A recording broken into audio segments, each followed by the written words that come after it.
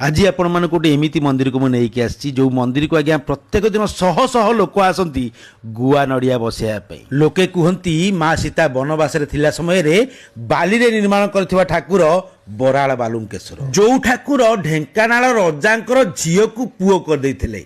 मंदिर विषय आउरी किछि जानिया पई पूरा भिडियोटी देखिया पई मु अनुरोध करिवि। पुरी जीवा बाटे रे साक्षी गोपाल पूर्वरु पड़िबो पटनायिका छक आ सेइठु बाम हाथी गले पाखापाखि 2 किलोमीटर पर पड़े बराल बालुंकेश्वर पीठ।